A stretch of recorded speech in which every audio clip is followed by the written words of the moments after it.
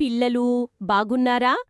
ఈరోజు మనం ఒక భలే మంచి కథ చెప్పుకుందాం. వింటారా? తప్పకుండా వింటారు. అనగనగా ఒక పెద్ద అడవి ఉండేదనమాట. ఎంత పెద్దదంటే అబ్బో, చాలా దట్టమైన అడవి. అంత పచ్చగా కళకళలాడుతూ ఉండేది. అవును, అక్కడ రకరకాల చెట్లు, పక్షులు, ఇంకా బోలెడు జంతువులుండేవి. వాటికెప్పుడూ తిండికి లోటుండేది కాదు. అదే, అడవిలో భల్లు అనే ఒక ఎలుగుబంటి ఉండేది. భలే బలంగా ఉండేది తెలుసా? ఆ దానితో పాటే చింటూ అనే ఒక చిన్న ఉడత. అది చాలా తెలివైంది, చురుకైంది కూడా. ఇద్దరూ అదే అడవిలో ఉండేవారు. సరే, కథలోకి వెళ్దామా? ఒకసారి ఏమైందంటే, అడవి నిండా పండ్లు కాసే కాలం వచ్చింది. ఓ, చెట్లన్నీ పండ్లతో భలే నిండుగా కిందకి వేలాడుతూ ఉన్నాయి. చూడ్డానికి భలేగా ఉంది. అప్పుడు మన భల్లు ఎలుగుబంటుంది గదా, అదేం చేసిందనుకున్నారు? ఏం చేసింది?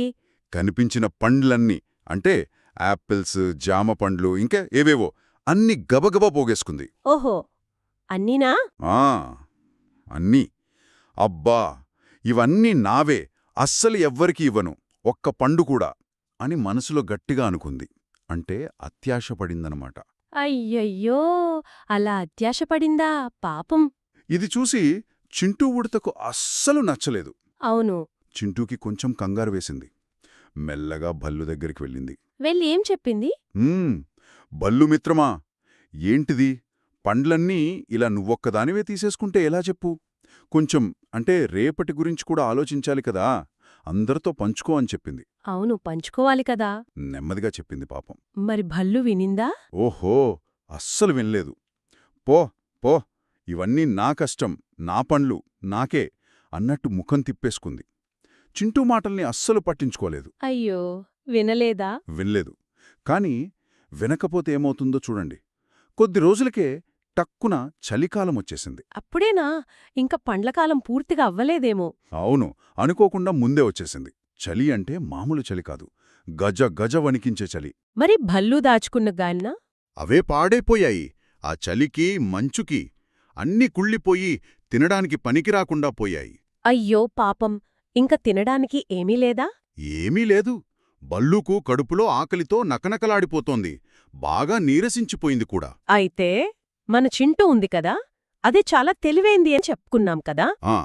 చింటూ ఏం చేసిందంటే, కొన్ని పండ్లతో పాటు గట్టి గింజలుంటాయి కదా, బాదం, వాల్నట్స్ లాంటివి, అవి కూడా జాగ్రత్తగా దాచుకుంది. ఓ, భలే తెలివే. అవును, అందుకే చలికాలం వచ్చినా దానికి పెద్ద ఇబ్బంది రాలేదు. చక్కగా తన దగ్గరున్నవి తింటూ ఉంది. కాని భల్లుని చూసి జాలిపడుంటుంది కదా. బయట భల్లు ఆకలితో బాధపడటం చూసి చింటూకి చాలా జాలి వేసింది. మరి భల్లు ఏం చేసింది? ఆకలితో ఉంది కదా. ఇంకా ఆకలి అస్సలు తట్టుకోలేకపోయింది. అప్పుడు దానికి తను చేసింది తప్పని అర్థమైంది. అవునా? నెమ్మదిగా నీరసంగా నడుచుకుంటూ చింటూ దగ్గరికొచ్చింది. చాలా దీనంగా మొహం పెట్టింది. వెళ్ళి ఏమడిగింది? చింటూ, చింటూ, నేను నీ మాట వినాల్సింది. నువ్వు చెప్పిందే కరెక్ట్. నేను పెద్ద తప్పు చేశాను అంది. ఒప్పుకుందా తప్పు? ఒప్పుకుంది. నాకు భరించలేనంత ఆకలిగా ఉంది. ప్లీజ్, నీ దగ్గరేమైనా ఉంటే కొంచెం పెడతావా అని బతిమాలింది. పాపం, భల్లు అలా అడిగేసరికి చింటూకి దయ వచ్చేసింది. వెంటనే తన దగ్గర దాచుకున్న వాటిలోంచి కొన్ని పండ్లు, కొన్ని గింజలు తీసి భల్లూకి ఇచ్చింది. ఇచ్చిందా? భలే మంచిది చింటూ. అవును, ఇచ్చి ఊరుకోలేదు. చూసావా భల్లు, అత్యాశపడితే ఇలాగే అవుతుంది. మన దగ్గర ఉన్నది నలుగురితో పంచుకోవాలి. ఎప్పుడూ కొంచెం ముందు చూపుతో ఆలోచించాలి అని ప్రేమగా చెప్పింది. భల్లూకి అప్పుడు బాగా అర్థమై ఉంటుంది కదా. బాగా అర్థమైంది. ఆ తర్వాత మెల్లగా చలికాలం వెళ్ళిపోయింది. వసంతకాలం వచ్చింది. అడవి మళ్లీ పచ్చగా అందంగా తయారైంది. మరి భల్లు? భల్లు కూడా పూర్తిగా మారిపోయింది తెలుసా. తను చేసిన తప్పుకు చాలా సిగ్గుపడింది. మంచిదే. ఆ రోజునుంచి తన దగ్గర ఏ ఆహారం దొరికినా అందరితో పంచుకునేది. ముఖ్యంగా చింటూతో ఇంకా మంచి స్నేహితురాలుగా కలిసిమెలిసి ఉండేది. అత్యాశపడితే కష్టాలొస్తాయని భల్లుకు బాగా తెలిసొచ్చింది. అవును, కథ కంచికి, మనవింటికి. చూశారు కదా పిల్లలు, ఈ కథ వల్ల మనకేం తెలిసింది? ఎప్పుడూ అత్యాశ అస్సలు పడకూడదు. కరెక్ట్.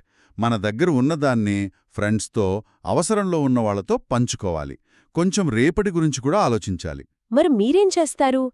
మీ దగ్గరున్న ఆట బొమ్మలు గాని, చాక్లెట్లు గాని మీ ఫ్రెండ్స్తో షేర్ చేసుకుంటారా? ఎవరైనా కొంచెం ఇబ్బందిలో కనిపిస్తే చిన్న హెల్ప్ చేస్తారా? ఒక్కసారి ఆలోచించండి. సరేనా? ఉంటాం మరి.